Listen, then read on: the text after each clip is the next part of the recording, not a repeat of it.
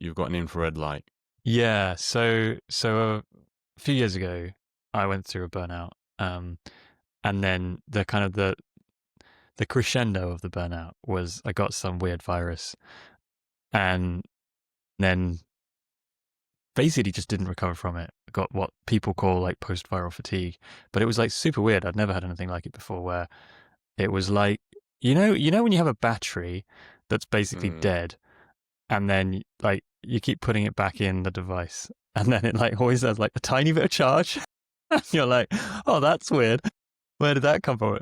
It was completely flat like a few hours ago, and it's like, and there's this tiny bit of charge, and then it's like, and you're like, oh no, it's dead again.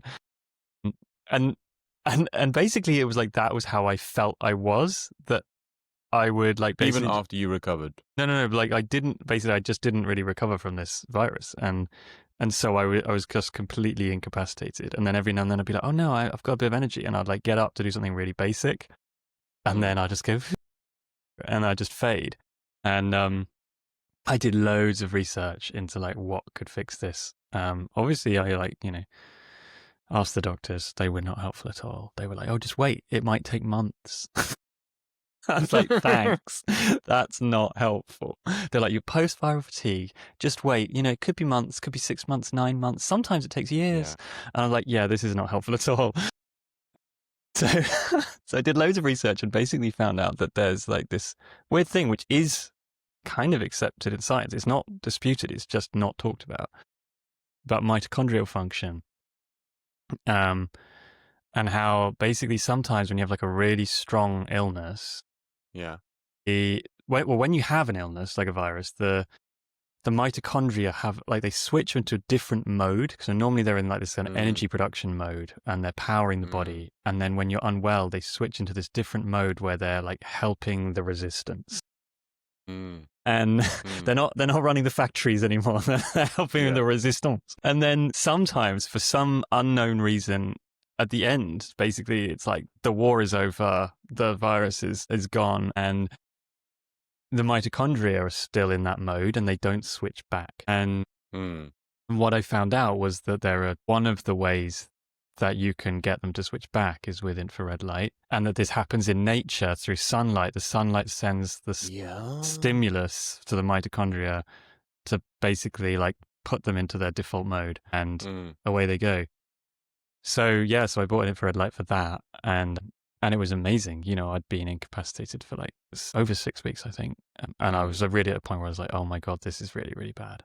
And within 48 hours, I was like up and about doing stuff. And I was like, oh my God, why does no one talk about this? And anyway, so last week I had some weird thing and I was completely wiped out. And on about day 5, I started having this like weird kind of panic that like, oh my God, like basically like the fever and everything's gone. I'm basically fine, except this energy thing is just like it was a couple of years ago. And I was like, okay, I need to use the infrared light.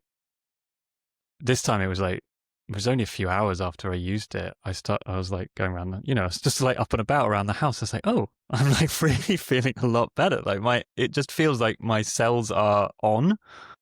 It's such a strange feeling, but it really does work. So yeah, there we go. Is it different? Is it different to just going out and going into sunlight?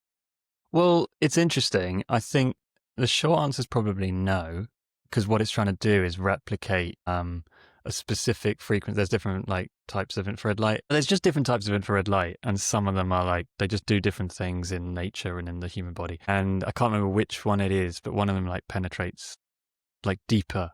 Like one of them is just like you feel warmth on the surface, and the other one like penetrates deeper into an object, including into the human body. And it's that one that has this particular function. So you get it from sunlight if you go out and expose your skin to the sun. I think the thing about having an infrared light is that like the intensity is like high, as in like they've tuned it to just give off this particular frequency of infrared at a very high intensity.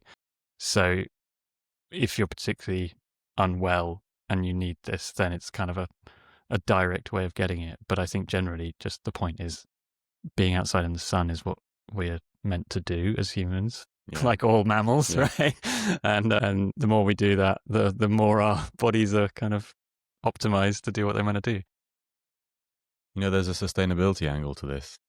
What's that? I was listening to, I can't remember their names, but it's something I've been hearing about for a while, which is I was diving into the 5G stuff. So, there is this, we live in this world where we just accept the fact that there's so much kind of electromagnetic radiation that we're just like, here, we're, it's sort of surrounding us, and we just assume it doesn't have any impact on us. And did you tell me this? Somebody told me this, but like when we when radar first was invented, you needed to send out a ping, and then the radar dishes would detect the reflection back from what you send it out. These days, you don't need to do that anymore because there's so much electromagnetic radiation in the atmosphere that so the radar dishes. I think it's called. I think you can still have one to go ding, ding, but now you can just detect a plane in the sky because there's just so much electromagnetic radiation that's always reflecting I stuff didn't off. know It's that. always like Yeah. stuff. Yeah, that's. So I was like diving. So I was like, hang on, okay, you can't see it. I can't see carbon. I can't see this stuff. I can't see like poison. And then one guy was talking about one of the things in the sustainability space that's really been like one of our wins is the removal incandescent light bulbs and the move to LED Mm. light bulbs. And that's kind of one of the things that's oftentimes quoted as one of the reasons why they managed to be so much growth in the US, but like a flat line of energy consumption, or the energy consumption didn't grow as high because of all these efficiency gains from moving to like LED light bulbs. And I'm sure the UK has had like similar success stories. But the thing is, the the spectrum of light that an incandescent light bulb gives out is very different to the spectrum of light that an LED light bulb gives out. Mm. And the LED light bulb was just optimized for like, can you physically see? But all of that infrared and kind of the stuff you can't really see, and they don't bother. That's where the efficiency fundamentally comes Yeah. from, which is like, why are we bothering to emit this electromagnetic radiation, which isn't immediately necessary for the act of seeing something? And then what some people are arguing is that there's actually significant advantages to all of that electromagnetic radiation, which we just assume you don't need it for seeing, but you need it for other things. And actually, the next generation of standards for LEDs that are coming out are even more fine tuned to cut Right. away even more of the stuff. And the questions being asked is yeah, but what are we losing? I have a sad lamp. I have a sad lamp here, like a seasonally affected. I have a sad lamp which is there ready and waiting for winter to come along, and then I'll be like immersing myself. But yeah, like the fact that you're having to augment your experience of light with red light therapy, and you're finding very positive benefits from that, I think it's another kind of interesting sustainability story, isn't it? It's like we're Yeah. we're optimizing for one and we're like ignoring the other. Yeah. More and more we do this podcast, we're questioning everything that we've done. It's But true. yeah. We just don't know what we're losing because we never really knew what we had in the first place. It was just there. And yeah, the light one's really interesting. Last winter, it's happened for a number of years in winter, and I've had these like weird kind of like, when your eyes sting when sometimes when you're like falling ill and your eyes sort of go a bit stingy.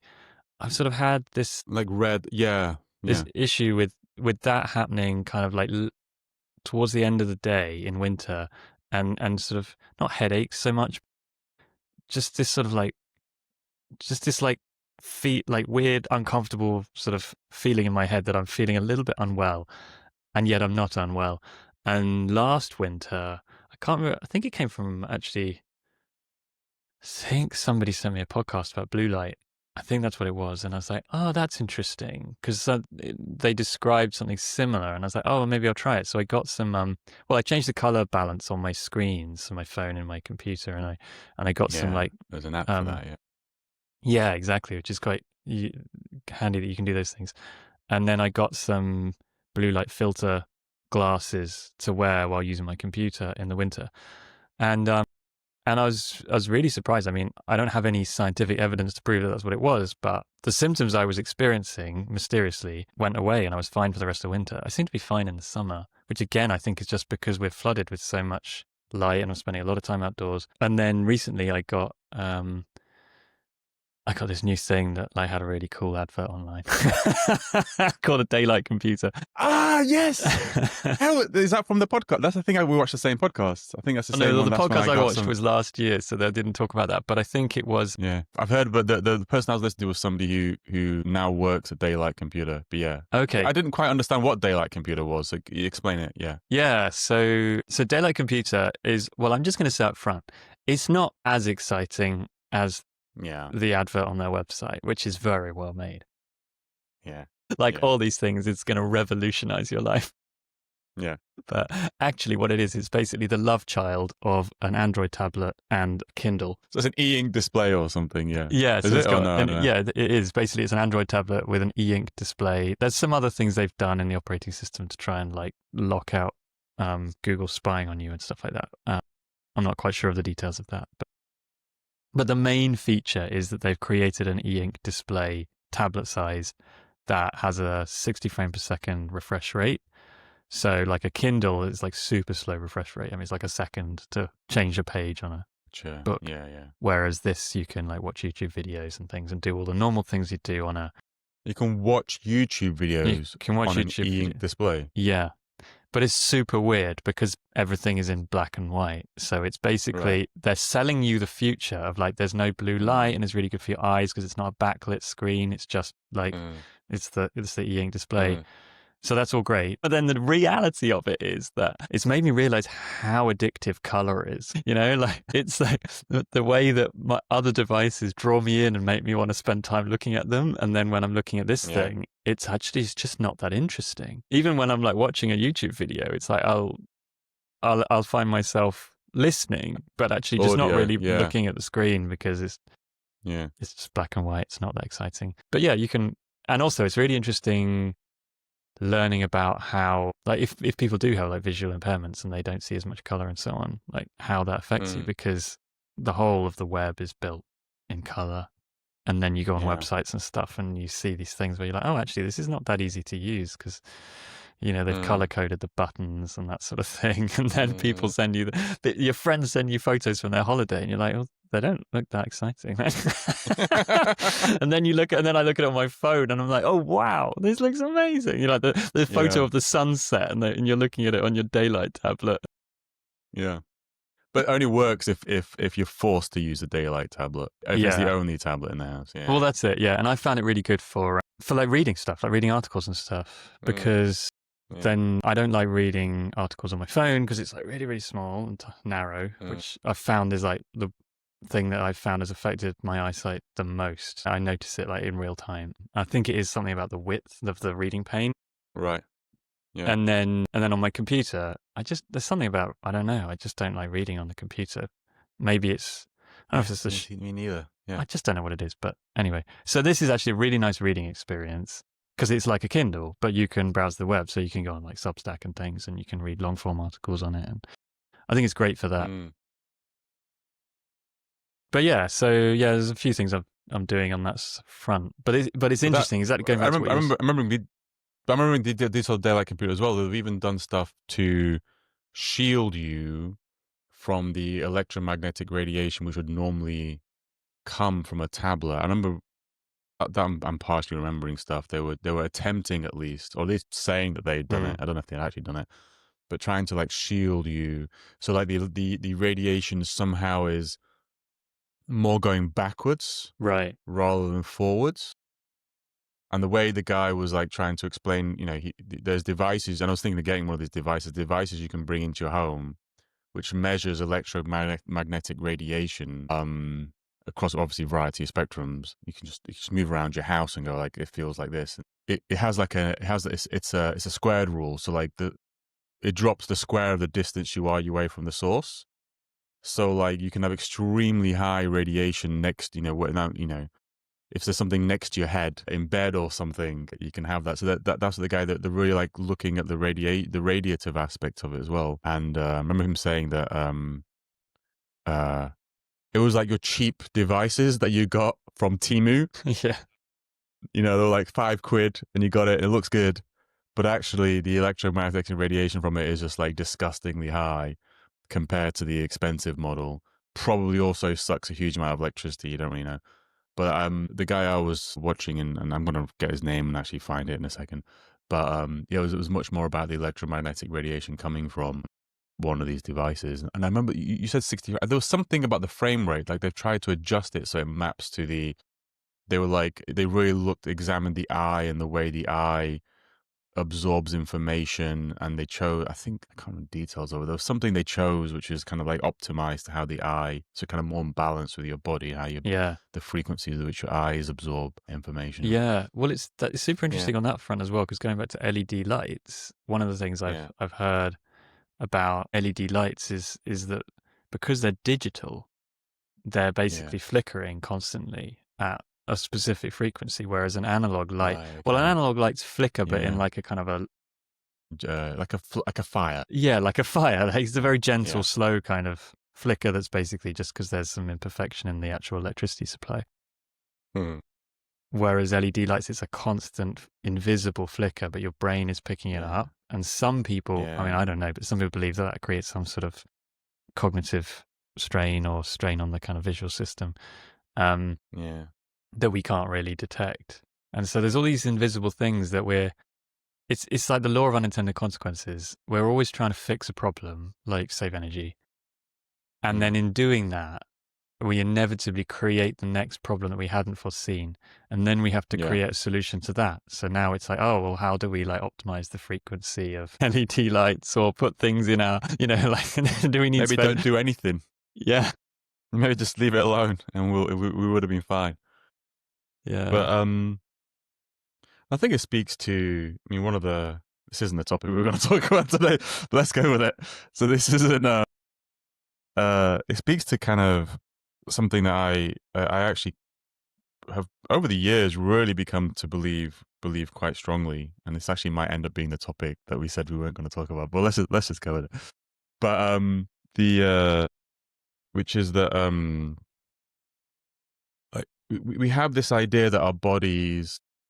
It was kind of realization for me like a couple of years ago. No, I wouldn't say realize. I say a slow dawning realization over the last couple of years. I say I'm only conscious of it in the last like year, which is I used to have a very binary thinking regarding the human body and health. You were either healthy or you were ill. You were either healthy or you were ill. And if you ever became ill, it meant that something had happened and you caught something and something extra normal had happened that caused the illness.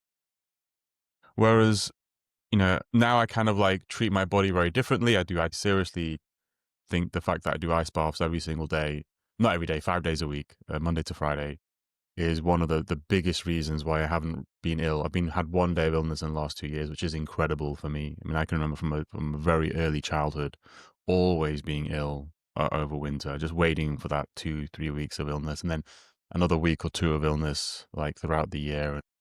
As soon as you have kids, that turns into like a crazy, like low grade illness, like They're 24/7. constantly like going around the community, Yeah, yeah. gathering it up and bringing it back. Yeah, and just sticking it back in your mouth. But then I just had this realization, which is like, actually, no, you're always ill. You're never healthy. What's happening all the time is that we live in these most incredible machines, the most unbelievable machines. I mean, just the fact that I can vibrate this thing in my throat and express and Yeah. very eloquent. Just that one thing is the most incredible thing in the world. I can manipulate it's incredible. We live in these incredible machines that are always under attack. Always. And why we're incredible is that we just have this defense mechanism that is on 24/7 and so we're always being attacked and we're always ill. And so all that happens when we become ill is that our our defense is weakened to a point where it kind of comes in. But it's almost like I never really thought about the fact that actually I'm surrounded with diseases constantly. And just most of the time, it just gets pushed out. And I mean that in terms of, physical illnesses like diseases or in the classic viruses and all this other stuff, but also psychological illnesses. Like we're constantly dealing with psychological pressures of life and everything else. You need to have other defense mechanisms, other ways of existing, which kind of helps with the psychological. spiritual. We're under attack. I do believe we're under attack constantly from spiritual energies, and you have to, like, again, find a way to attack it out. And so that's what being healthy is to me, is, that's why I believe things like, meditation could help with illness. That's why I believe that ice baths, help with all sorts of different things. That's why, having like love in your life is like so important, because like love is this kind of beautiful salve that, like, whether it's physical or mental or spiritual, whatever it is, it soothes you.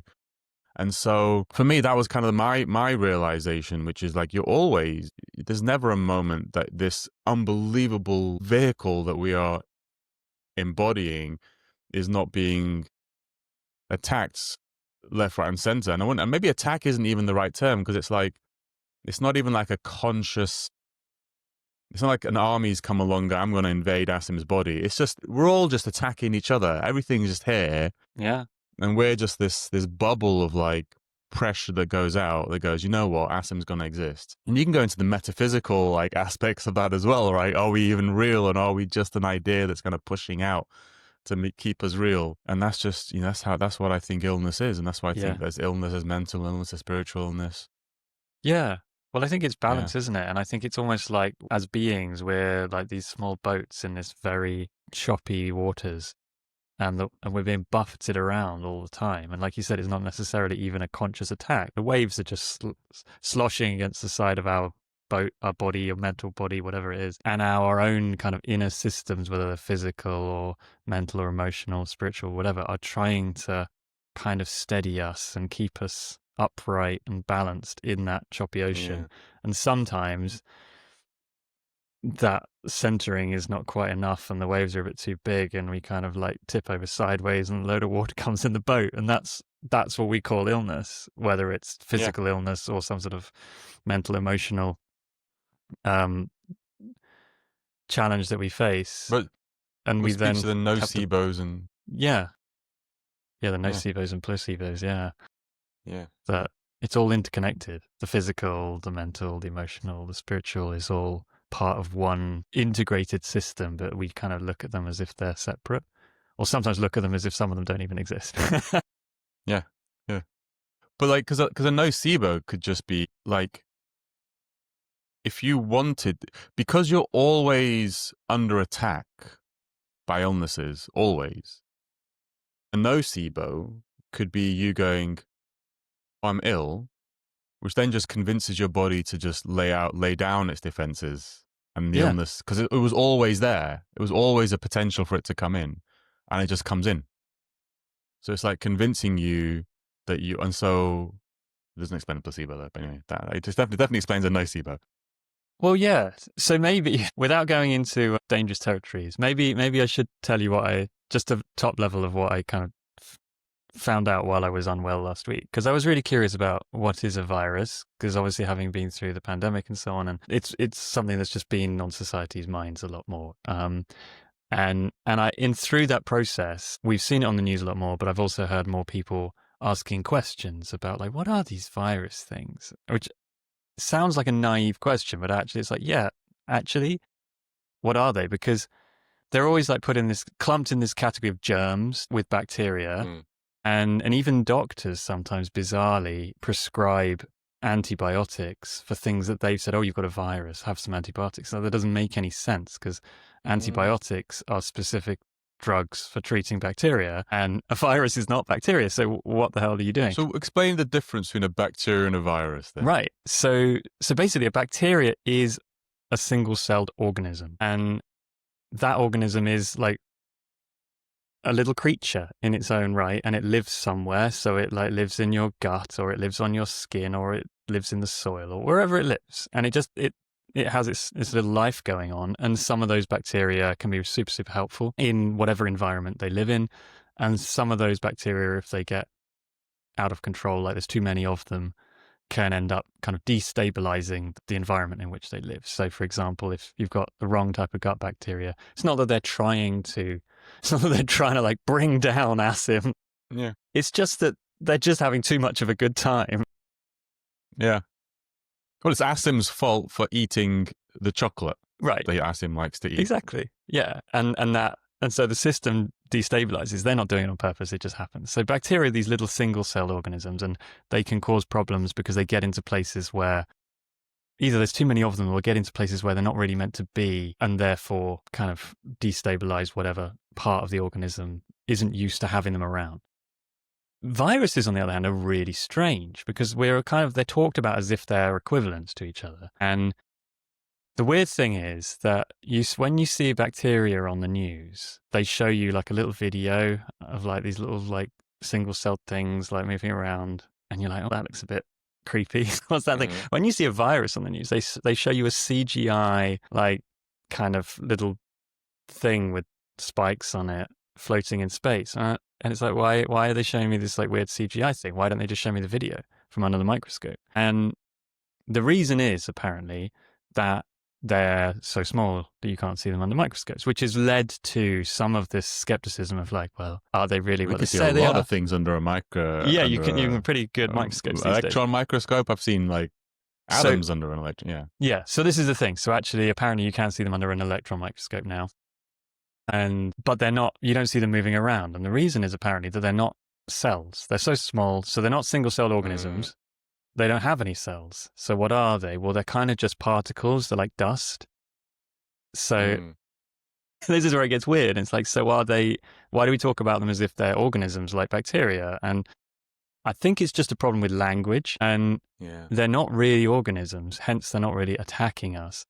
But the reason people talk about them as if they're organisms is because supposedly they have genetic code. So there's this like weird kind of confusion of like, are they creatures or are they particles?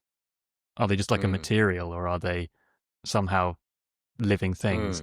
But they don't actually have any of the things you'd need to be alive other than some genetic code. So what it seems like they really are, and if a virologist is listening, please do write in and correct me. What it seems like they really are is basically almost exactly like a computer virus, in the sense that we live in this world where we live in a world full of life. Like there's animals, there's plants, there's mushrooms, there's all sorts of things that are alive. They're all made of like genetic material that encodes their physical form.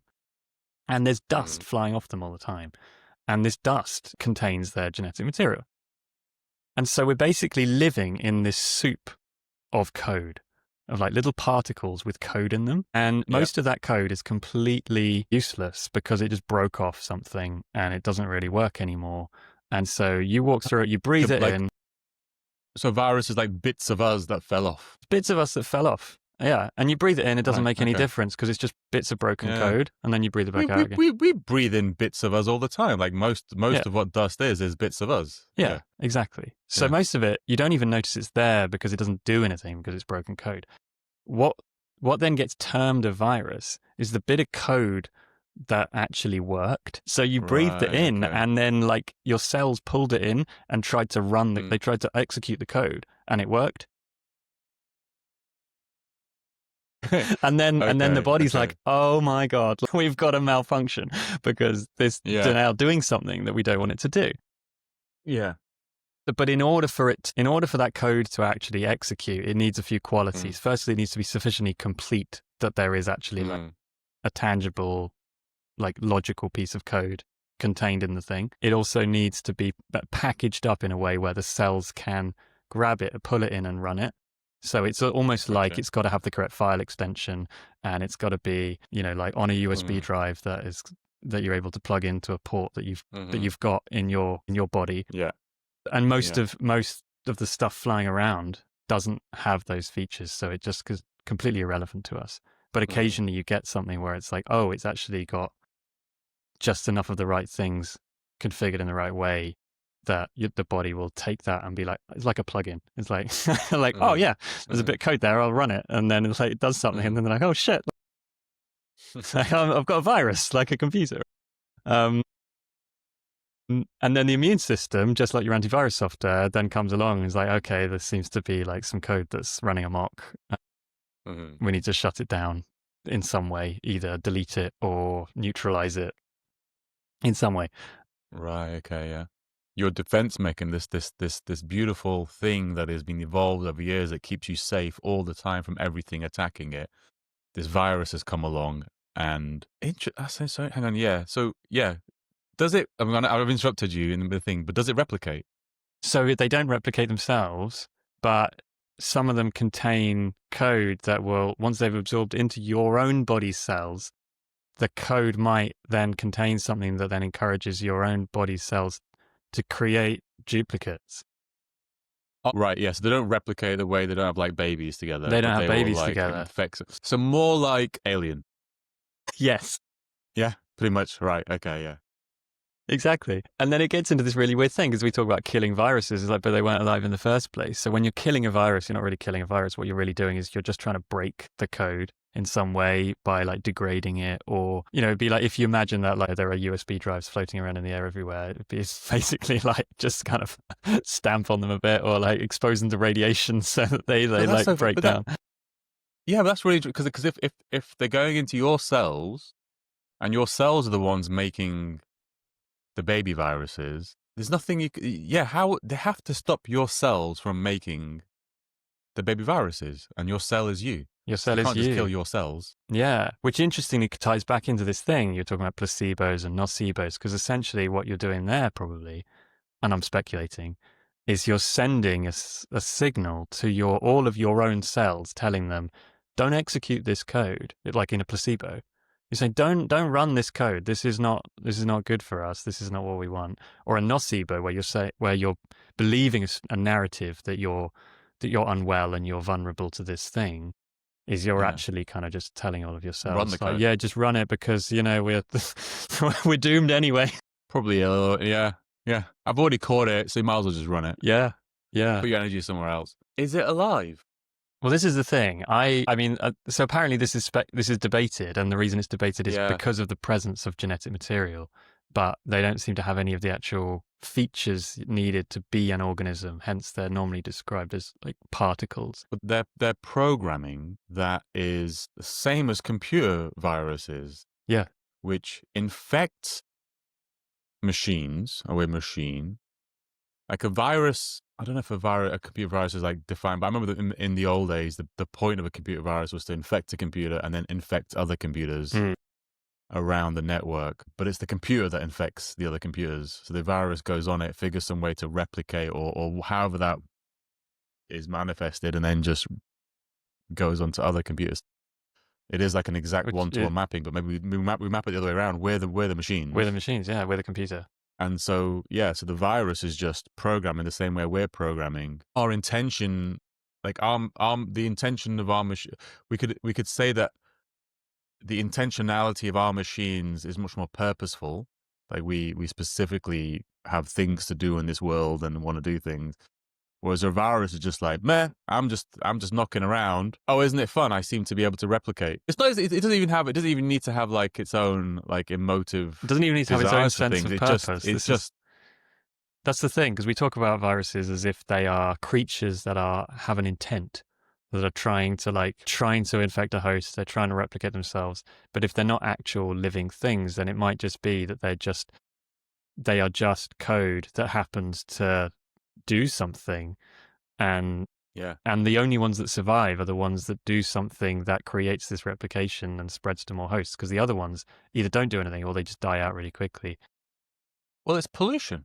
It's pollution, yeah. It's genetic pollution floating around. It's a genetic, yeah, it's genetic. It's just a variety of because the difference between that and other types of hazardous chemicals or other hazardous things that we would take in is we then can't infect other people with that hazardous chemicals. There's no passing it on. Whereas I suppose the only distinction with the virus is that it's a type of pollution which can then replicate or be manufactured or replicated by the human body to pass it on. And there's no intentionality to it, the same way as there's no intentionality to me drinking a pint of bleach or something. It's just the bleach doesn't replicate in my body. Bleach doesn't care. It does not try to poison you. It just is poisonous.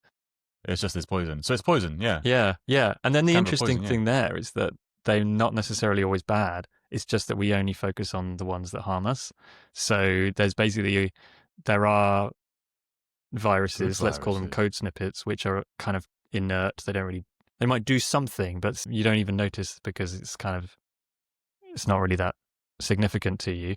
So all the research Or it tends gives to you be in, superpowers. or gives you superpowers, Or it yeah. gives you superpowers, yeah. Yeah. X-Men style Yeah. powers. But Yeah. but the Yeah. research is always into disease. So the ones that Right, get right. focused in on are always the ones that are causing illness. If I wouldn't tell anybody about my X-Men superpowers. I'll keep that secret. I don't want to be Exactly. risque. You Yeah. don't want to be elaborate. No, no, no. And there are a few viruses that have been found that apparently do good things in the human body, just like good bacteria, Mm, which effectively just code snippet that happened to be useful. And then the body kind of absorbed it and took that on. There's something to do with the placenta that has some function in the like creation of the way the body creates the placenta that apparently relies on some viral code. right, okay. And then there's also apparently, I think they're called biophages. The name sounds familiar. Yeah, in the gut where they actually interact with the gut bacteria and help the gut bacteria to do certain things. So they're not actually, they're not, they're not infecting human cells, but they're like getting into the bacterial cells and enabling certain functions that are useful.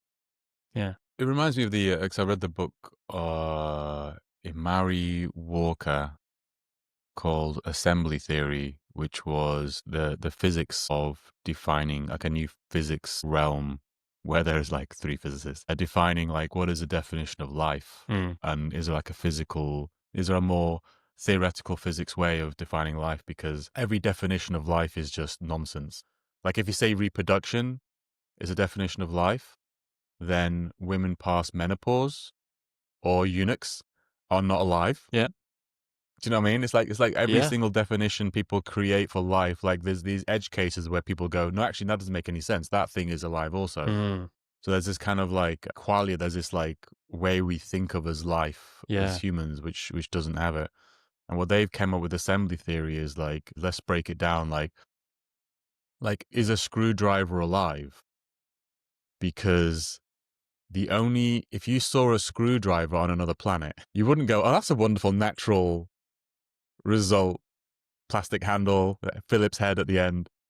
You'd be like, well, actually, the only thing that can create this screwdriver is life. So therefore, is the screwdriver life as well? Like, is life things that is constructible? And it basically comes to this whole idea of assembly theory, which is that everything in this world is like assembled do other things, even you and me. And the only things that we can now create in the world is a thing that can be assembled based upon the things that have been assembled so far. And so like from that perspective, a virus is alive because a virus is just something that has been assembled from something else and can be part of the assembly of something else, and therefore like computers are alive, AI is alive, like everything, it kind of defines life in this kind of more theoretical physics way. From that perspective, like a virus is alive because it can assemble other things.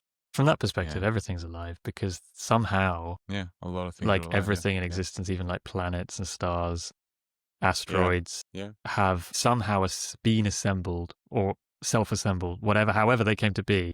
There's this I forgot what it was, that they're trying to scientifically come up with what are the series of steps from atomic particles to like a thing where you can say, well, after this many steps it's life, and before this many steps it's just like shit happening. And what they're doing is they're taking things that we like objectively know as alive, and they're breaking it down to its like component parts and figuring out the path through them. To like whiskey, they think whiskey is alive, so they picked a bunch of very simple chemical things right now.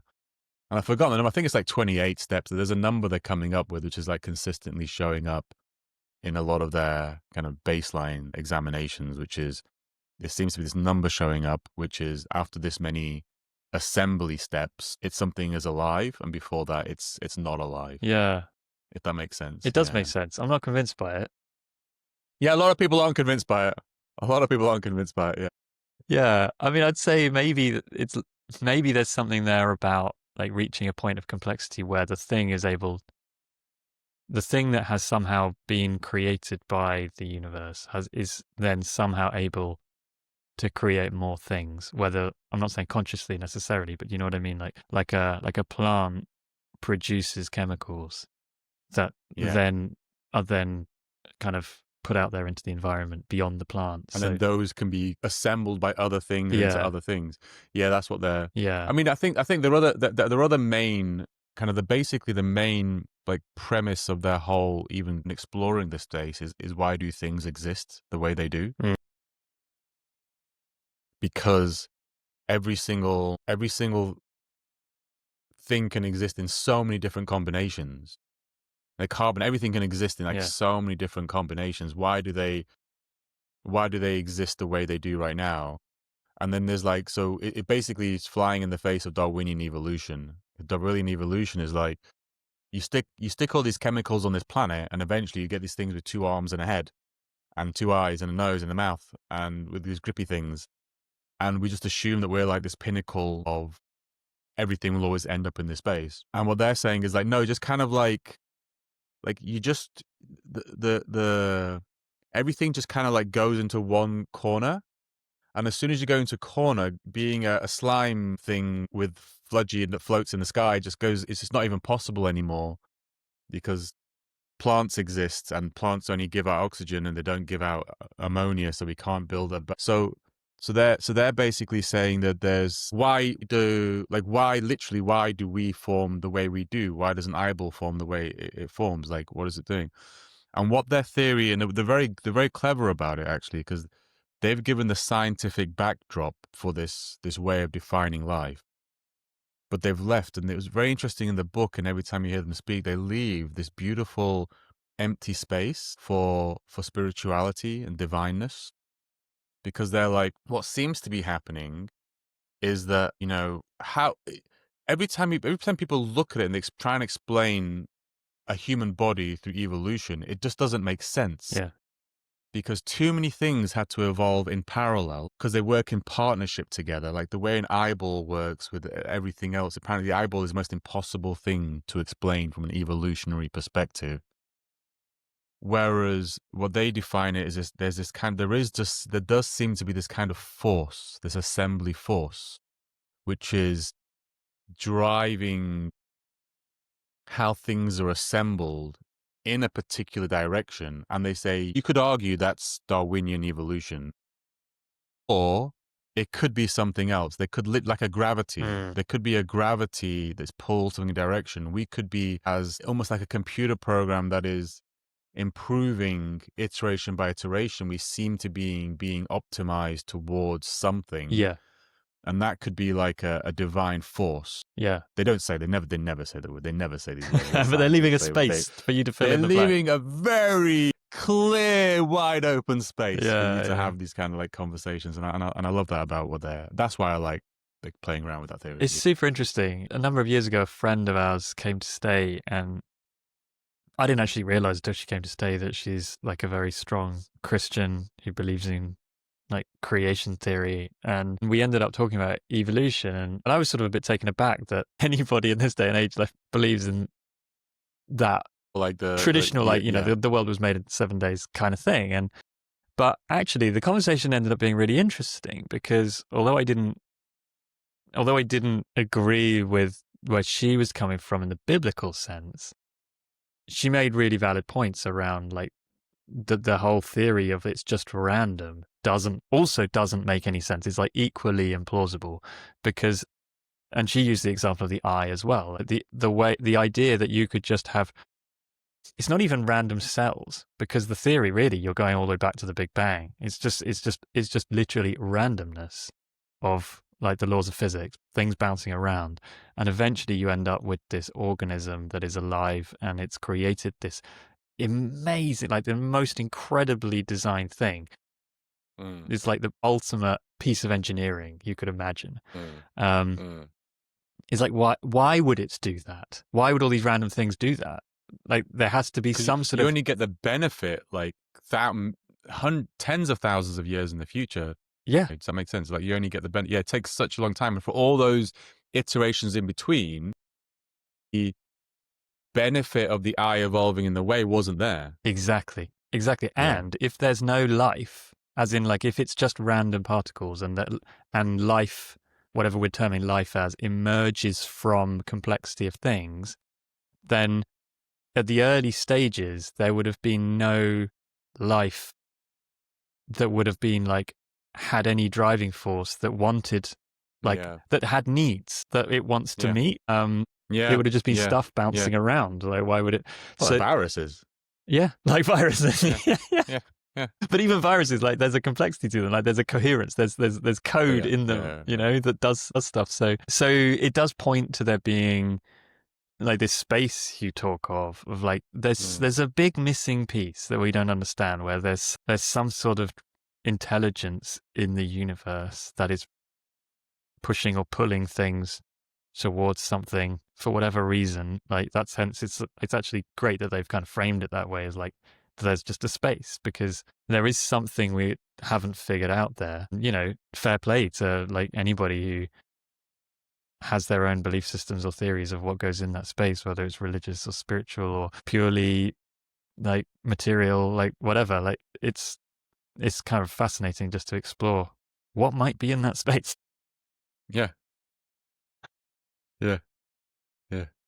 We went off the topic of, I took us off the topic of viruses though. But we went on to eyeballs, which is funnily enough related to light. Yeah, exactly. We went full circle on the vision thing. Circle. So anyway, yeah, there's interesting mysteries of life. Should we pivot? Okay, let's pivot. Yeah. And talk about the other thing that we were originally planning to talk about, which was around abundance and abstinence. Yeah, abundance and abstinence. These two things that kind of maybe don't seem inherently connected, but I feel like there is some connection between them. They're just two ends of a spectrum. I guess they are, yeah. But they both, yeah. But there's nuance to both of them, depending on like what angle you come from. The reason I like highlighted the topic of abstinence was because when Vanita and I were on holiday a couple of weeks ago, I had this awareness on holiday of like how there's a lot of abstinence in my life, and sometimes that makes life difficult for myself. Like I'm on holiday in Switzerland and there's loads of really nice looking restaurants, but most of them don't have even like one vegan thing on the menu. So, you know, then it's like, okay, fine. Yeah. I have to like work harder to find somewhere like nice to have dinner. And then on the way home, our sat nav routed us past Basel Airport, or the Euro Airport outside Basel. And it literally like took us past like the terminal entrance. And we both looked at it and we're like, you know, we could be back in England in 2 hours, and we're going to drive for 2 days to get home. And then you drove all the way. Sorry, I should have said we drove all the way to Switzerland. Right. Yes. And we set a little challenge for ourselves. Well, Vanita set the challenge, which was quite fun, which was to see if we could do it without paying for any fuel, with just using free supercharging on the Tesla chargers there and back, which we did. So that was cool. Yeah, well done. So if you like Elon Musk, yay for the supercharging. If you hate Elon Musk, yay for like taking free electricity from him. Depending on which side you're at. It's a win either way. Yeah. But anyway, so yes, we wanted to go to Basel to swim in the river. It's something that we love doing, and we try to go kind of most summers if we can. And the train was just super expensive. We normally go on the train, on the Eurostar and the TGV. And it was just super expensive. So we're like, well, let's drive. And I'm like, oh, it's like 2 days to drive there. At least on the train, you can get there in a day from home. So we drove, and actually it was really fun driving, but it was 2 days each way, which is a lot of time. And on the way home, like literally we like drive out of Basel and like straight past the entrance to the airport terminal. And we're like, you know, there are people who... Well, you're stuck, aren't you? You're not, the story isn't going to be that you parked the car, left it in Switzerland. No, exactly. It's like, we're stuck. We've got to get this car home. But it just made us realize that there are so many people who it's not even crossed their minds not to fly. It's not even a moral choice. It's like... If you want to go to another country, they want to go to Switzerland, so they just booked a flight and they went, and that was as simple as that. And they got there in like 2 hours, like from one airport to the next. And there we are, like driving for 2 days with our, looking for superchargers and so on. And we had fun, but it just really brought up this idea of abstinence and how, like, there's like really good abstinence, and for example, like from a health point of view, you might choose to avoid certain foods that are, they're bad for you, and you make choices to limit them, whether it's like total abstinence or whether it's just moderation. There's a spectrum, but it's some level of abstinence or alcohol or smoking or whatever it is that you make these choices to avoid certain things because you think it's good for you or you think it's good for society, whatever. But then there's other areas of our life where it doesn't even occur to us to like avoid something, or where the abstinence could be unhealthy, where it becomes this dogmatic thing that you forget even why you're doing it. It's just like, it's almost like a religious rule that you cannot do the thing. Well, there are religious abstinence rules as well. Lots Yeah. of religious abstinence. Yeah, exactly. And there's a whole kind of stigma around that as well. And I just thought it was interesting, this idea that we don't really have much of a dialogue in our culture, like a healthy dialogue around abstinence. And often it's like when you talk about avoiding something, the general feeling is that you're missing out and you're somehow making life difficult for yourself. And sometimes that's true.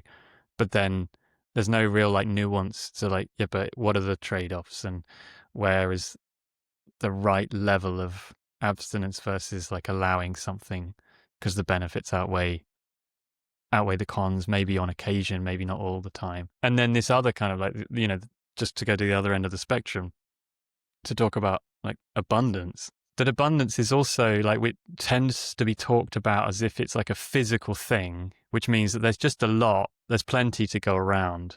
So we don't need to worry about, so we don't need to abstain, right? Because there's just plenty to go around.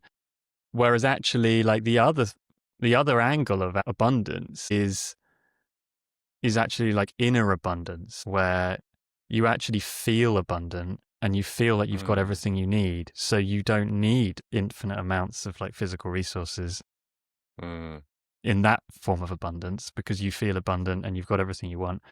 So in a way, that is it's a form of abstinence in itself, but not abstinence like the religious sense where you're like punishing yourself for saying, no, I'm not allowed. You're actually just like, I've got everything I need, man. Like, why would I want more? I'm so happy. I'm so content. I'm so healthy. You're not hunting you're not consuming more just to try and find yeah. Yeah. So I just became really aware of this dynamic between these two things, and actually that on some level, like we talk from an environmental point of view about, people should fly less, or they should drive less, or they should use less energy, or they should shop less, or whatever it is. And it is like, in a way, we're kind of preaching abstinence, but we're preaching abstinence in the kind of religious sense of like, thou shalt not, and therefore there's this sense of missing out, rather than, and then people talk about, equally in the sustainability community, talk about abundance, but it tends to be this like, we just need, like, there's plenty for everybody. But I don't know, it's a very like incoherent like thing that people just talk about abundance. It's like, well, what do you mean by abundance? Like, are we talking about there being plenty of stuff? Because if so, then why are we telling everybody to cut back? Or are we talking about finding inner abundance, in which case it shouldn't be presented as a way that feels like it's some sort of hardship or punishment? It should actually be about cultivating a life where we feel so content that we don't feel the need to go out and shop. Yeah. I think we might have touched on this as we were talking. I was thinking how we touched on something like this a while ago. I was just thinking about addiction as you were talking. And so, like, why is it so hard to abstain from things? Like, you're not asking. I mean, when I think of abstinence, like I actually do. I used to. I don't do anymore. But I used to do just as hard, I should say. I used to fast for 1 week a year. I used to have like really, really bad stomach issues. Going back to viruses, stomach and medical like issues when I was, over a decade ago, and then I just started fasting for a week a year. And my background, my family's Muslim, so we do like Ramadan once a year. Right, so it's something that's like a concept that's familiar to you. Well, let's just talk about Ramadan for a second, because Ramadan is abstinence. Christianity has it as well, in Lent, I believe it's like 40 days of. But it's not like Muslim. It's just Christians don't seem to do it, but Muslims do. But like, there's the abstinence part of thing, and it's supposed to be like 30 days of you don't eat or drink during daylight hours. So some, and the date changes. So some years it's easy and some years it's hard. But what I would, but that wasn't real abstinence to me, because I could very comfortably not eat during daylight hours. I intermittently fast. I just don't, Yeah. it's very comfortable for me. Whereas not eating for a week was like true abstinence. Was it Like, like a water fast that you were doing? yeah, the only thing I would have is water and maybe some minerals, Yeah. but that's it. It's like a full week, which is if I recommend it for anybody. It's a fascinating experience because it makes you realize you're all right. That hunger pang is okay. You'll get past it. You're absolutely, after a week. It's not like I could run a marathon, but it's fine. I Yeah, could do yeah. most things. I've only done 2 days, and I do want to do it again. But Vanita's done several, and she cured her asthma through it, which that wasn't her intention. It was just a kind of Yeah. just a lucky kind of positive side effect, which was amazing.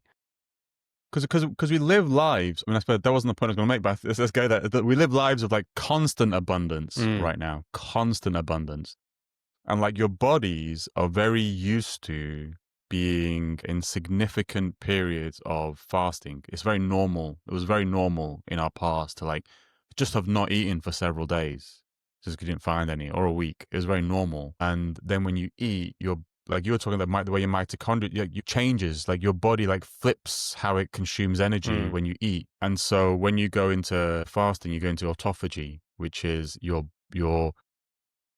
the mechanisms of your body change from like, listen, there's no food, so let's do housekeeping. Let's go away. Let's clean up all the cells. Let's get rid of all the toxins. Let's do this. Let's do that. So you go into like housekeeping mode. And so a lot of people believe in fasting from a health perspective, and it really does solve like a lot of like health issues. Major chronic issues can be solved through fasting. But there's another thing, because there's that kind of, abstaining from food is like a very raw, low level abstinence. But there's also abstaining from like you just driving versus flying. You're all right. You were going to survive either way. Like it wasn't like it was okay. But I would say like there's abstaining from things that you fundamentally need to survive, and then there's abstaining from the addiction of life. And life is an addiction, and we're told, flying is an addiction. Flying is a beautiful experience. It's hard to say no to flying. It's hard to say no to visiting somewhere warm when it's winter and you want to, or just getting out of the drudgery of your life for like a week of a year. It's hard to say no to that. It's hard to say no to, a freaking cake. I found out just the bakery near us is secretly vegan. Is it really? I love places that are secretly vegan. Yes. They were like, we don't like telling people we're a vegan bakery because we get lots of hate. Yeah. So we just now we're a secret. So we go like, we get, guess how hard is it to say no to cake? Yummy cake, like a Doritos. It's like we're living in this world. Doritos, they're engineered to make you want them. Mate, there is probably more hours of engineering into a Doritos and freaking getting people to the moon, right? And we're supposed to... And the engineering is about how do we make this addictive? Yeah. And so, like, we live in this world where it's harder and harder and harder to say no to things. And it's presented to us as if it's your weakness. Yeah. But really, it's not. If all you had to do, if the only thing you could eat every day was like the same nuts that grow in your part of the forest, and that was it, you'd be like, 5, I'm all right. I don't need to have like 20 of them. Like in nature, we would like if all we had to eat was some nuts, like we probably wouldn't gorge ourselves on them. Yeah, on the nuts, the same nuts that you'd have all the time. We're asking people from a sustainability perspective to abstain from things that simultaneously the world is engineered for them to be addictive. Yes. Yeah, exactly. And that it's not our natural state. Like these are additional challenges that in nature we wouldn't have to face these challenges. We wouldn't have to face the temptation of a cake or the temptation of getting on a flight or anything like that. We would just do what we needed to do each day. And the environment would kind of be optimized. Even if there was plenty in terms of there is enough to eat, it wouldn't be dangling these like extra Yeah. These extra things that are sort of slightly, well, they're delicious, but also slightly toxic Yeah. in our faces every You're day. trying to, like, imagine you're trying to, like, lose weight, but then all of your friends are just hanging around you and dangling these Doritos and smelling in front of you, you know? Like, the way, like, if you, people who, and I have addictions, like, the way you deal with addictions is you just make sure you don't, they're not there. They're not there. Because if they are, you'll just dive back into it. You have to, like, you literally have to abstain yourself completely and remove that from your life, because it's not like it can just Yeah. be there Find in ways front of of you. cutting it out of your own environment. Yeah, out of your own environment. Yeah, which oftentimes people means, like, you know, not seeing friends, not doing this, not doing that. Yeah, you really do have to, like, it's hard. It's very, very hard. And so, yeah, I mean, that's, but then again, even from a religious perspective, like, if you go back to what was the purpose of Ramadan, what was the purpose of Lent, what are these, even like thousands of years ago, it was understood that there are things that are abundant. Other thing, you know, the purpose of Ramadan was just to have a moment where you just, you know, a bit part of a year where you can just sit and reflect and intentionally abstain from certain activities, so that perhaps you're more appreciative of it. Yeah. You're perhaps more appreciative of your life. You're more appreciative of all these other things that go afterwards. I don't know if that works in an environment where you want to be appreciative of the things that you're addicted to. I don't know. Yeah, it's interesting, isn't it? Because there's a fine line between being appreciative of the things that are good things in your life, that actually they're good for you, but you can take them for granted. Mm. And then being appreciative of the things that are maybe toxic and you're addicted to Yeah. them. Maybe that's the line, is like, are they good for you or not, I suppose. And some things really do sit in a grey area. I think it's easy to get into the mindset of there's like good things and there's bad things. But like cake, you could say, well, cake is really bad for you. But cake does also bring joy, and it like can be Yeah. it can be a thing that brings people together to experience joy together as a group, like at a birthday party or something like that. And then similarly, flying, you might say, well, that's like, you know, it's bad for the environment. But then it is also something that does give people an opportunity to experience not just joy, but also actually, Connection. yeah, exactly, connection, like seeing other people, experiencing different cultures. Like there's positive aspects to it as well. And so I think a lot of things, some things are maybe just very bad for you, heroin perhaps.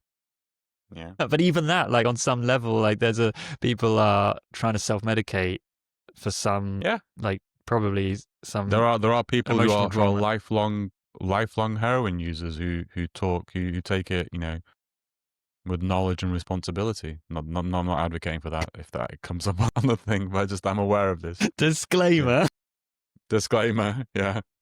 Um, but there's also, like, I was going back to what you said about, like, abundance in self as well. Though I was thinking, if it, in the context of addiction, Mm. the abundance of self, of how you feel inside your body, is the defense against the addictions.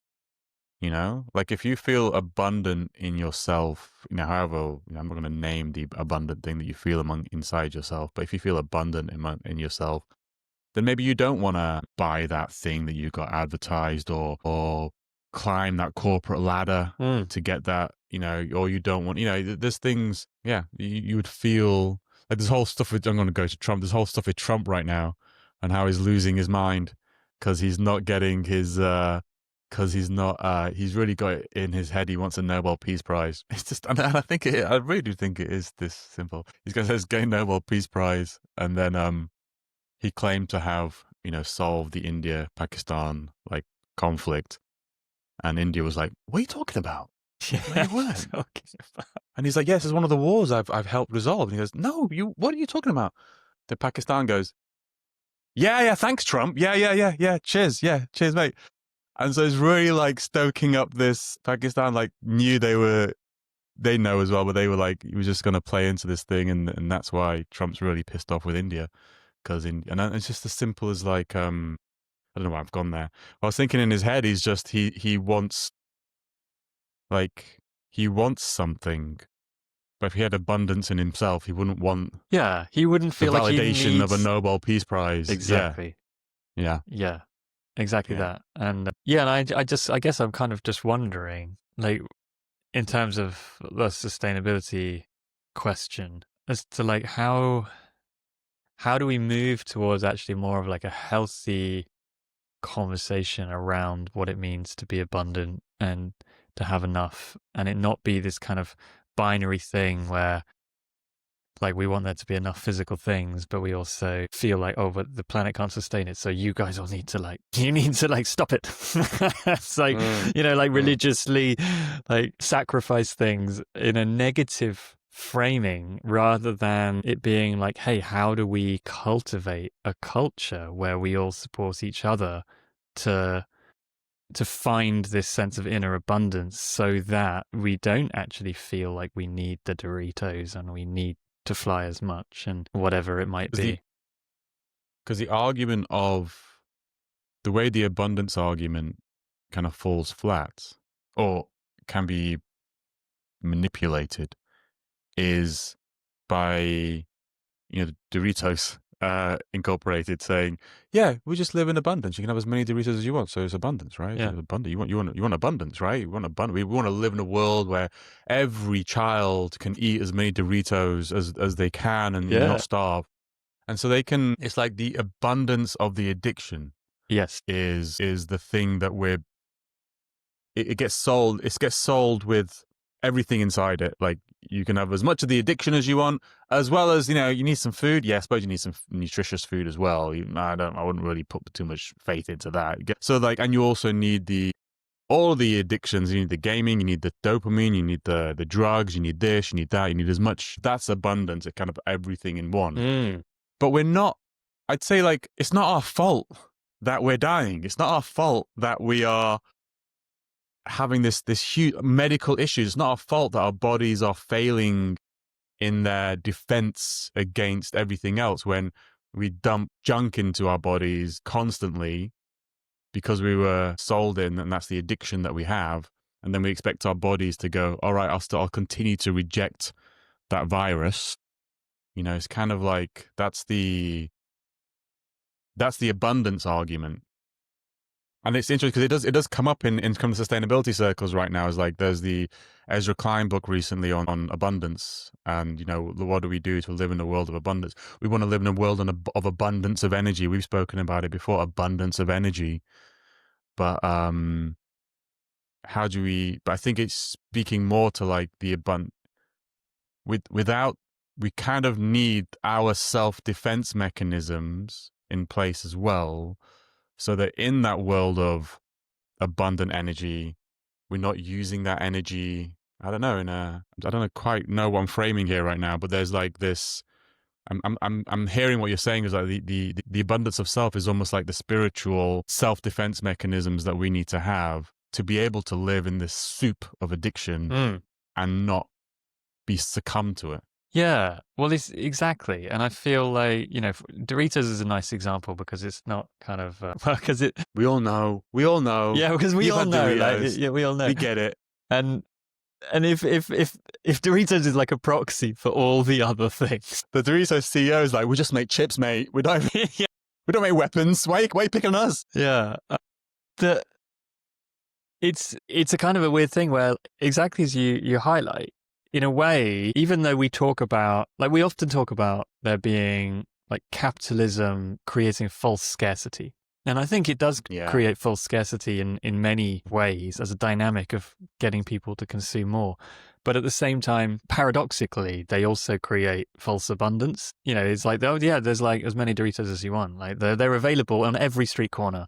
So if you need Doritos, they're right there, Yeah, you don't need to. It's your right. It's a human right. It's like they found the Goldilocks zone of like just enough scarcity that you feel like, ooh, I better eat some today just in case they're not there tomorrow. But not so much scarcity that you actually think, well, they probably don't have any in the corner shop anyway, because like,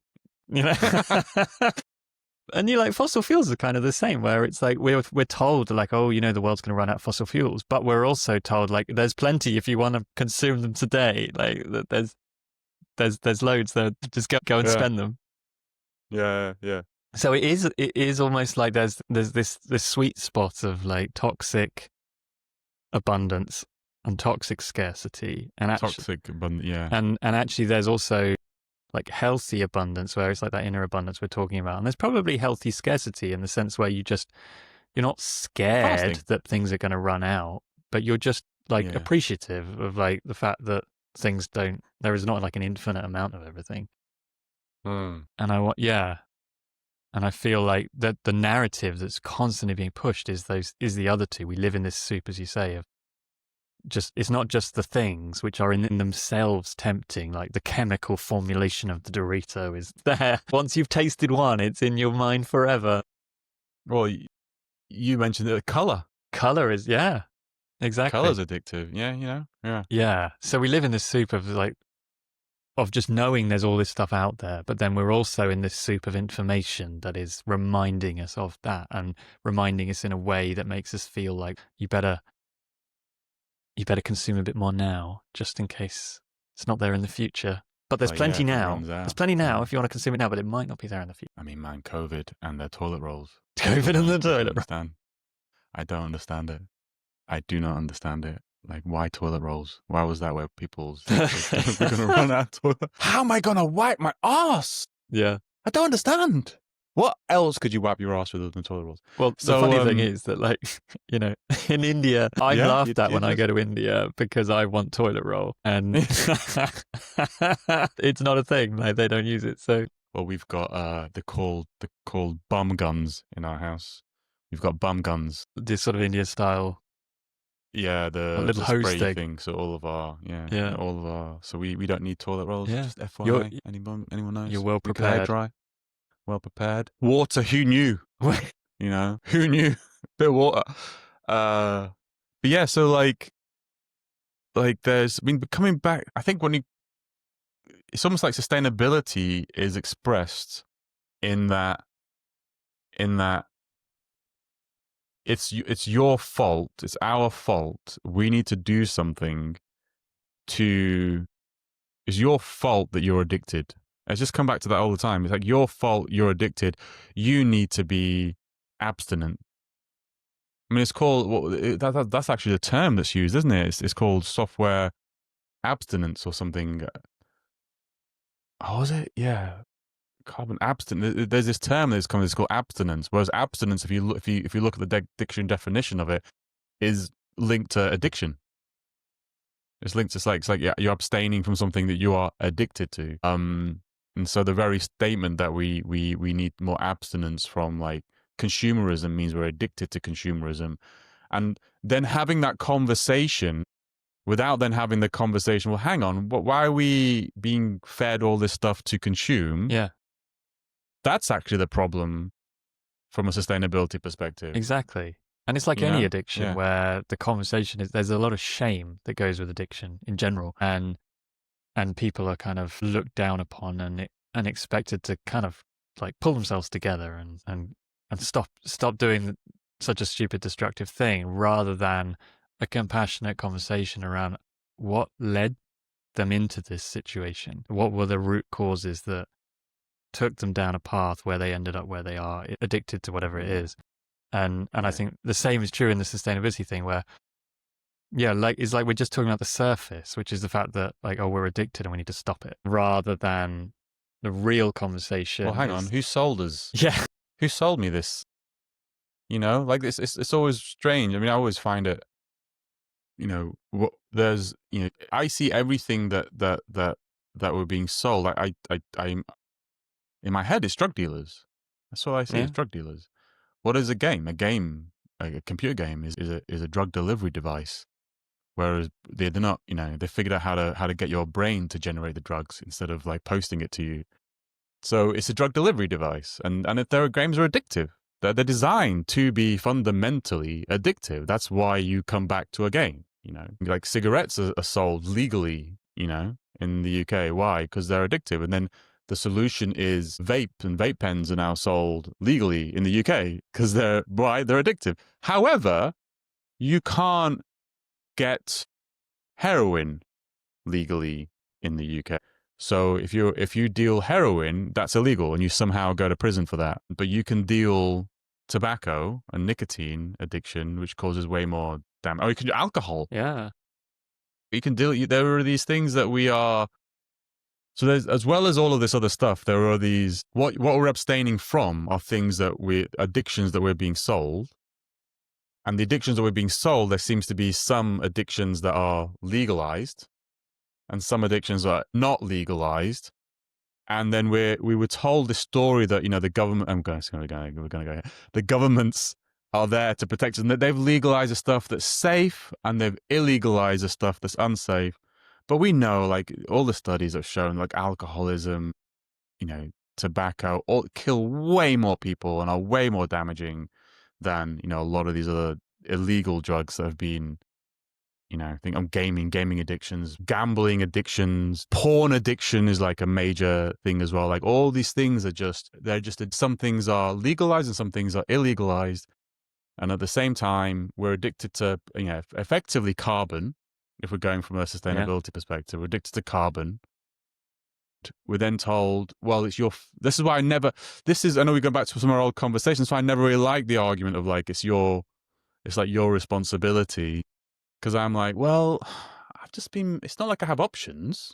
It's either like this or this other thing that really, I think it's either this like, yeah. This is where it gets really Yeah. tricky though, because it kind of just is where we find ourselves. And so maybe the flip is that it's not your fault. We are all born into the world we're born into, and we get exposed to these things, both in terms of physically exposed to the chemicals and the experiences that are addictive from a very young age.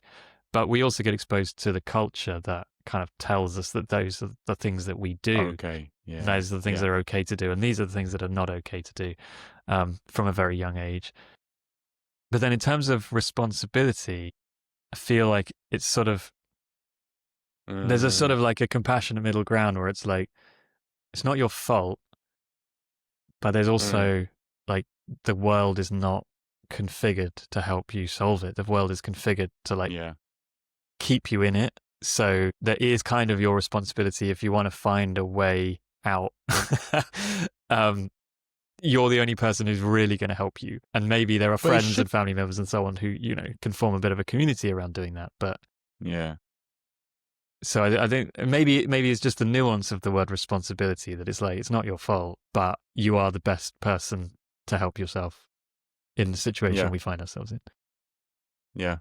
But it's hard work to help yourself. Very hard work. Yeah. It's super hard work. And I don't know. I think, abstinence, abundance, addiction, government responsibility, individual responsibility, collective responsibility, government responsibility.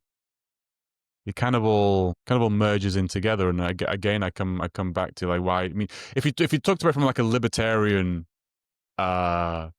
perspective, it's like, well, it's very much like it's all on you. In fact, it is all on you. You don't want governments involved. They're just there just to protect the purpose of government is to protect your human rights. And one of your human rights is to eat as many Doritos as you damn well want.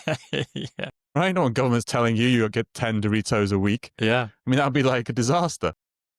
But that doesn't really acknowledge the fact that there is a system out there which is geared up towards making it really, really hard for you to break your addiction on things like carbon. I mean, if we do bring it into like, governments do bring in things to stop, there's a whole thing in the UK. They've done the porn ban, and then they've done and it's kind of like a gambling ban and all this other stuff. So the governments come in and go, do you know what? Maybe, 9-year-old kids shouldn't just be able to go to a website and just watch hardcore pornography without any checking. Yeah. At the same time, there's a lot of like civil liberties people coming out from that woodwork from there as well. But there's that is like the purpose that I think I'm coming back to again. It's like maybe that's the purpose of governments, is to understand that there are these addictions that are coming into play and that we're very susceptible to them, and that their responsibility is to stop them. And so, from a government perspective, it shouldn't just be like telling us to consume less. It should be actually engineering situations where companies can't take advantage of our addictive personalities. You know, like there was a thing. It was in France actually. The France had this rule. I forgot what it was called now, but there was this whole rule they had, which was to stop. I don't know if it went into force. I definitely saw it when it was provisional. Maybe from French people can tell me if it's in force. Which was infinite scrolling. Remember infinite scroll? 10 years ago, it was like, oh my God, infinite scroll is so amazing. And it was like, we're going to ban infinite scroll because infinite scroll is addictive. You just this. And all you get from it is depression because you're just like constantly feeding yourself with nonsense. And so they I don't know if they, actually, I have no idea if it came into force, but like the whole idea was like, we're a government. This thing called infinite scroll is addictive. We want to stop it. That feels like the kind of thing that you want to happen in this situation to help you to overcome your addiction and be more abstinent when it comes to like digital use. Sobriety. I was thinking That's it. sobriety is a Yeah. term. Yeah, sobriety, digital sobriety. Yeah. And sobriety is a term that's associated with addiction. Yes. Yeah. It's interesting, isn't it? I think when you're explaining that, I think what it highlights for me is it goes back to power again. You know, we've talked a lot through these episodes around like the direction that power flows and like where power sits. And in a way, it's highlighting the fact that there are, I don't know whether you've got like institutions or there are like points of power in like corporations or industries that are able to kind of flood our lives with these things, whatever they might be, Doritos, for example. And then we look at government as being the point of power that is able to create some sort of protective resistance to us being flooded with those things that are maybe not good for us. And then it like, you know, gets into this weird kind of political realm where it's like, that sounds great on the surface if you trust the government, you know. Yeah. Hence that, you know, you mentioned like libertarianism and so on. It's like it kind of all unravels at the point where as soon as you feel like maybe the government's not entirely on our side, maybe not at all really on our side, and it's sort of in bed with the corporations themselves, then we're left in this strange space where the point of power that we're feeling is there to kind of create a sort of a bit of a protective shield around us is not doing its job, and The exact opposite. arguably the exact opposite, quite. And then it leaves us in this weird limbo of like, well, we don't know where to go from here. And then people kind of get up in arms, and then they were like, oh, we need to like vote in somebody else because that's kind of the only choice we're given. Worked well for the US, didn't it? Exactly. Worked very well for the US. Exactly. That's what I'm highlighting. It's like it leads to popularism because you're like, you get delusioned with the thing, but you've been told that the only option you have to like create a point of power that serves your interest is to vote in an election. So then if you're disillusioned with whatever is there in government, then you end up basically like throwing the baby out with the bathwater and voting in just whatever offers an alternative and claims it's going to be better for you. But all of it ultimately is corrupt and not really there to serve your interests. It's just in different ways. Yeah. It's just a different poison. Yeah. And that is what I do like about libertarianism, because I'm not saying I'm libertarianist, but the argument I do like about that isn't we're the better way. It's that governments are terrible, so let's just have less of them. I don't know if my way is the right way. All I know is if you give too much power to a government, they're not good as well. Yeah, so exactly. Let's just not have that. And that makes perfect sense, except going back to the context that there are like other groups that we don't focus our attention on as much. We focus our attention on the government so much, but actually there are these other groups, whether they're, you know, corporations or industries or groups of wealthy elites or banks or whatever they happen to be. They are like, or just the institutions, like, you know, World Health Organization, whatever. I'm not saying they're good or bad, but they're a point of power. And we point all our attention at the governments. Meanwhile, these other groups have huge amounts of power that they wield over our lives. And So like the libertarian thing of like, yeah, like the government basically is like, it's bad. Let's have less of it because they're corrupt. I'm broadly on board with that. But Yeah. maybe Yeah. not the less of it thing, but the sentiment that Yeah. of Yeah. like, oh, Yeah. it's corrupt. So maybe we need to Yeah.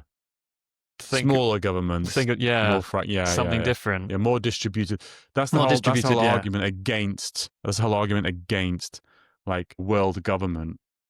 Because from a sustainability perspective, a world government, huge amount of sense. Huge amount of sense. One world government, no more negotiations, no more, I'm not going to reduce my emissions because you're probably not going to reduce your emissions and it's all a shared problem.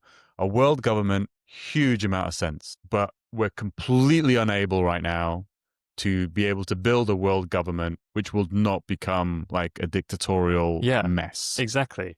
And so the alternative, the better alternative is just lots and lots and lots and lots and lots and lots of small governments, and that distributed mess just somehow manages to like the way you have cells, like so we somehow manage to kind of like figure it all out in a way that benefits everybody else. That's kind of like the somewhat argument, but it doesn't work. It doesn't work for global problems. But anyway, yeah.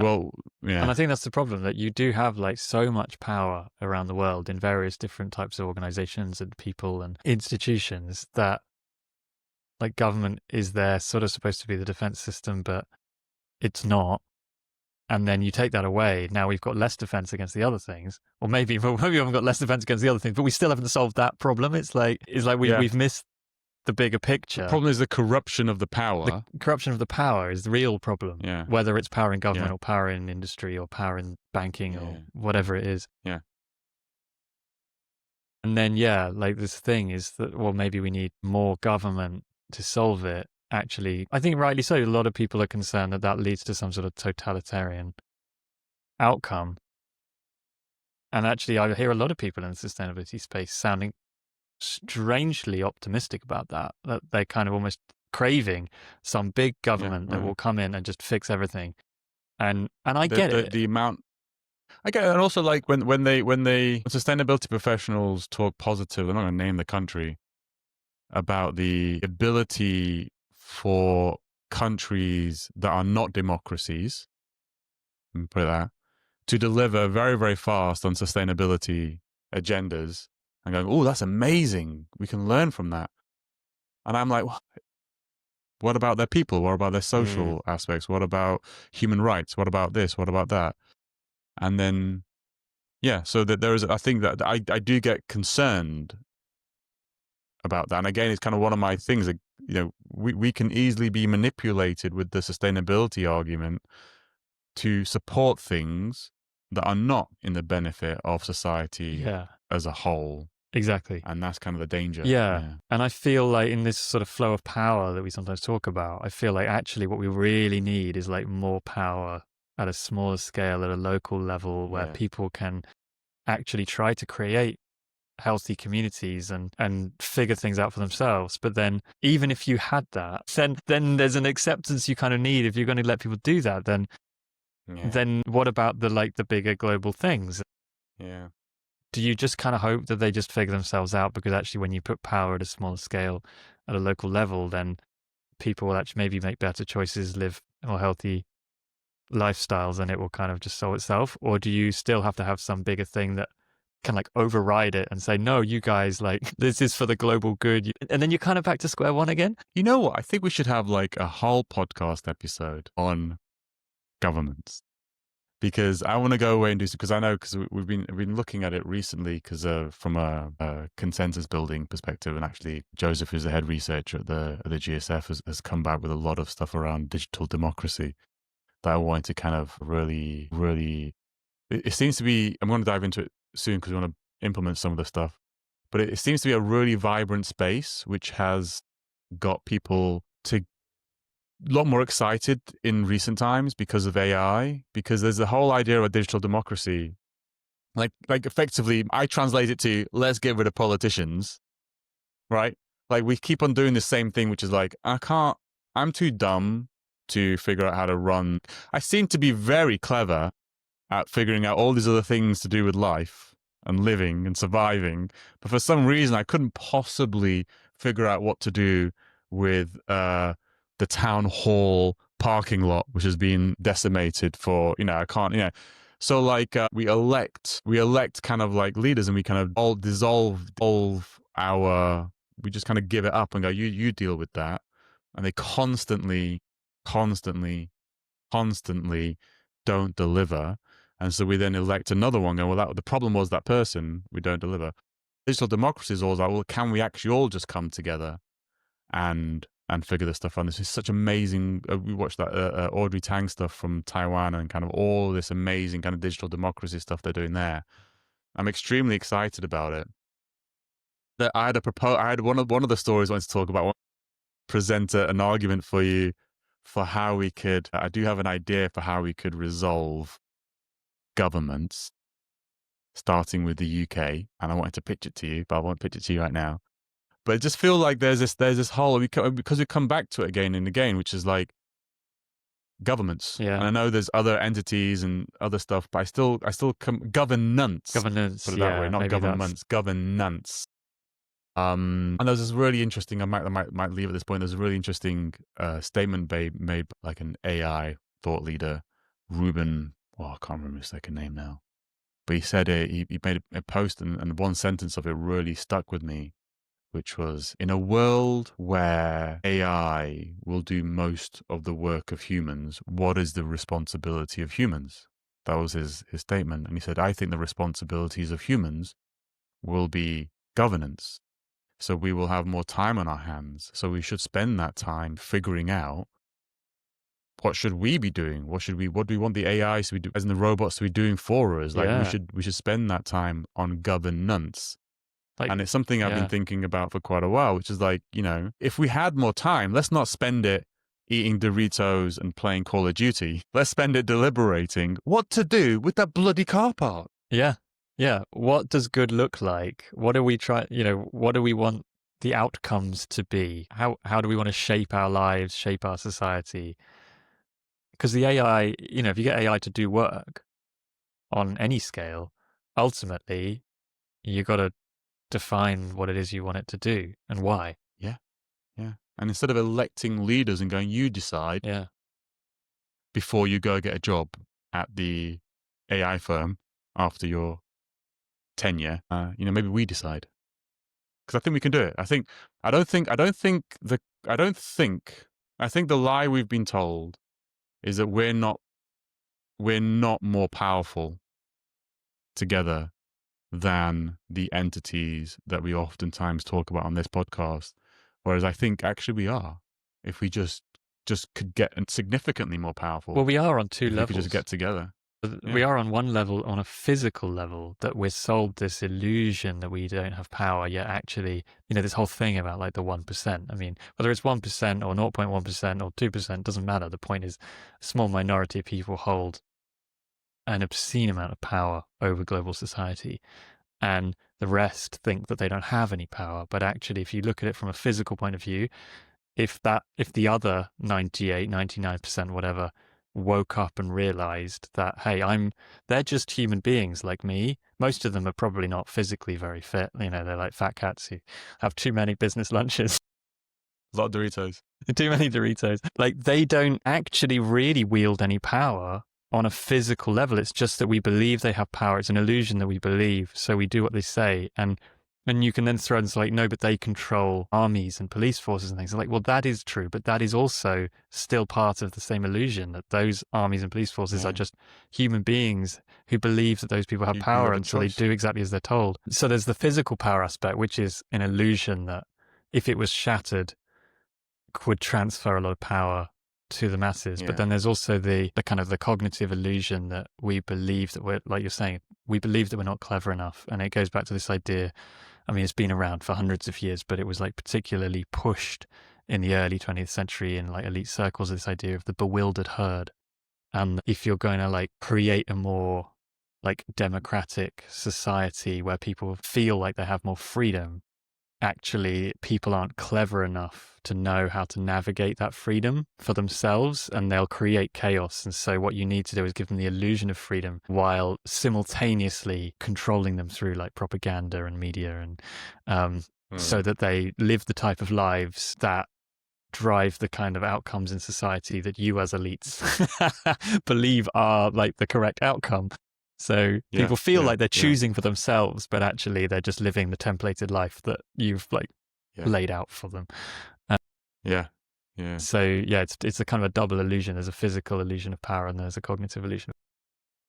I've a saying from God when I was quite young. I figured this out, and I say like power is given, it's never taken. Power is given, it's never taken. When somebody has power over you, you gave them that power over you. If that makes sense. And so, and it sounds, in the edge case is like, look, what if someone's got a gun to your head? Yeah, you have a choice. You could die, but you're still giving that power. We're made to feel that power is taken from us, but it's not. We give it. We make a choice to give it, and the choice might be an impossible choice, but we still gave the choice. And I think that's the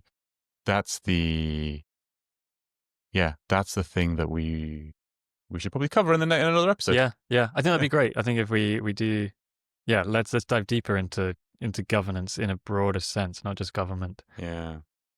Because I think there's a lot of the key to creating a better society is hidden in there.